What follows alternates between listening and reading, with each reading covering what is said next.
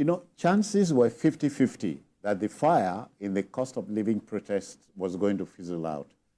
A tough police response coupled with a call by President Bola Tinubu appeared to have dampened the demonstrations. It's day number 7. The momentum appears to have waned. Makes you wonder what the planners of the protest are thinking of next, you see.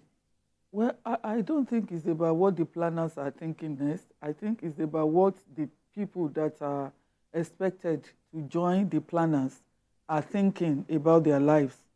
Because that is what I can see playing out in places like Lagos, Oyo, Osun, and some other parts of the country. You see, I think the protesters wanted to make a statement, which they have rightly made. Yeah. And of course, a lot of Nigerians said they are not quite satisfied with the president's speech, that it didn't really address any issues on the table. But at the same time, they also know that the protest is not likely to also bring anything to the table for them, especially when you look at the people that are resilient, dependent on daily jobs, you know, and activities. The artisans. Yes. And also, even for the others that are, you know, you are talking about a weak economy. You can't also afford to shut down the economy, you know, for days, for a prolonged number of days, because it's also going to have its impact, its negative implications. So I want to believe that the protesters themselves, not the planners, because the planners, even if the planners want to continue with the protest, they need the people. But I think the people themselves have reasoned it out, and they just feel that weary. They feel that they need to move on because they need to eat. They need to even keep the economy going and all of that. And for me, I feel I never believed that 10 days was viable, because it's 10 good days is a lot of days. Is a very 24 big. hours times 10. Times 10, 200 hours is not easy. So, but I want to commend them for coming out, stating their mind, and being civil about it, and also commend the police response, especially in places where we have not witnessed any violence and all of that. Okay. So, Chris, we'll talk about the coloration, you know, given to the protest in parts of the country. Your southeast region, for instance, and in my south region, I know that Akwa Ibom, quiet, but neighboring Cross River, not quiet. In your southeast region, relatively quiet, and so on. It was quiet, not relatively. Okay. It was quiet. Okay. Please, where is Onitsha? Onitsha is in Anambra State. It was quiet. You want to go there? No. Okay. So it was quiet. No, we'll give you the map. So. But let me, before they do that, let me also address, take off from where she stopped. And it has to do with the way and manner that the police reacted to the demonstration. We have to use, when the police is performing well, we say they are performing. When they are not doing well, we say, we use this opportunity to commend the Commissioner of Police in Lagos State. Okay. He did a fantastic job. Also commend the Commissioner of Police in Rivers State. Those two states, for me, stood out. And that is what modern policing is all about. Modern policing is not by using gun and using... look at, presently, there's a huge protest going on in the United Kingdom. Okay. Over the activities of the far right. On the issue of, because of those 2 kids that were murdered, that were stabbed to death. And seriously, you see that... About three yes, girls. Yeah, 3 of them were... And the guy at the center of it all is a 17-year-old. He's a 17-year-old. He's even a British, because they were saying that, no, he's an immigrant that came in. That was where the fake news came in. And that was where... and it's going on. In fact, today, the Prime Minister have put out 6,000 policemen in order to continue. And where am I going to? In the course of that, the journalists were embedded to report what was going on. And that is what some of our colleagues were doing. in places like Abuja, in Lagos.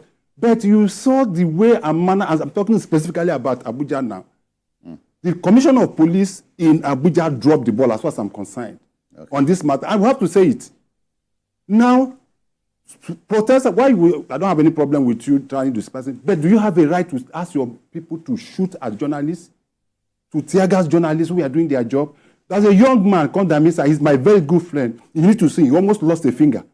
He's a journalist in Abuja.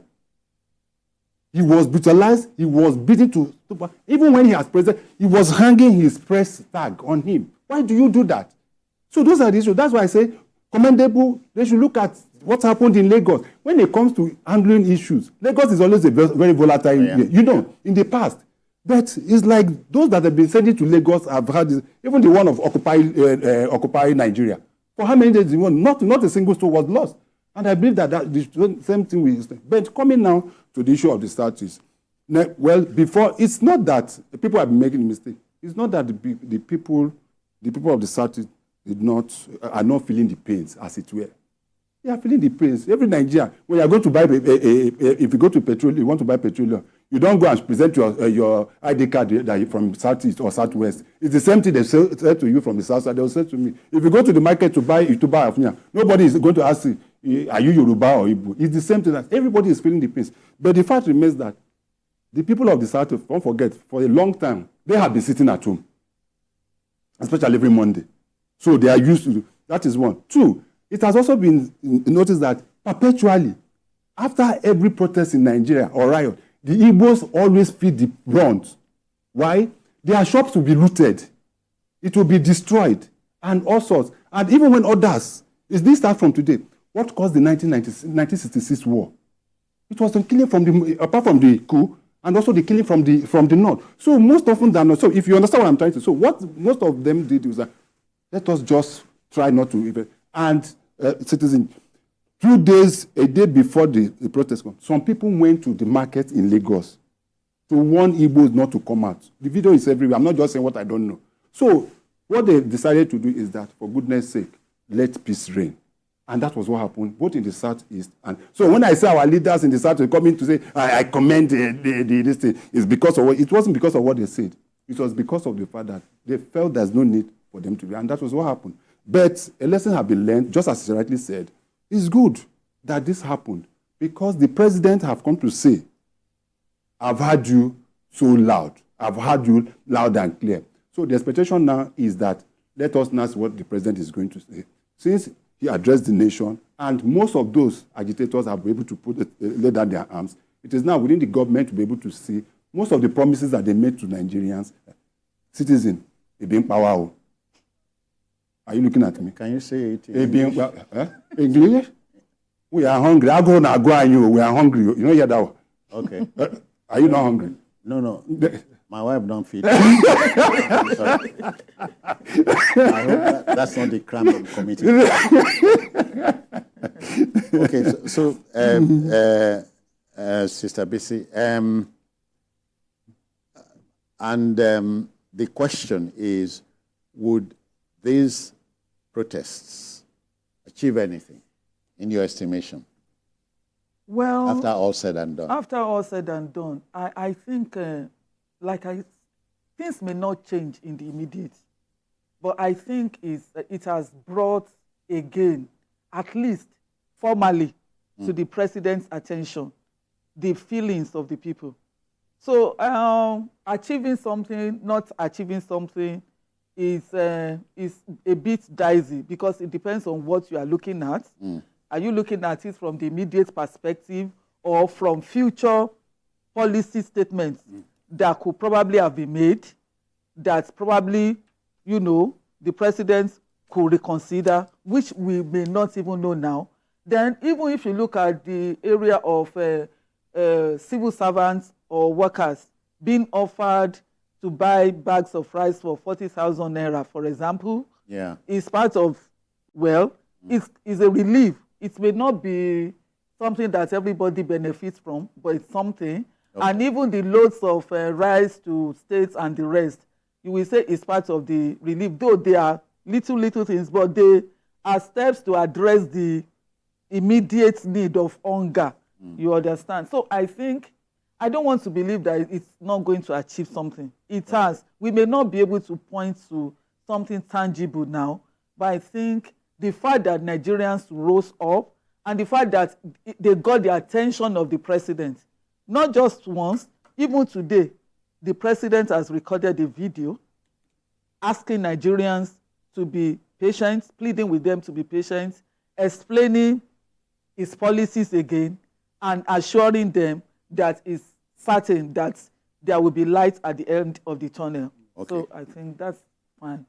And not the light of an onrushing train. Yeah, just like the removal of duties on food items, imported food items, it's still part of the measures being put in place. Yeah. I just hope and believe that the president will be able to act fast on some of these issues being raised.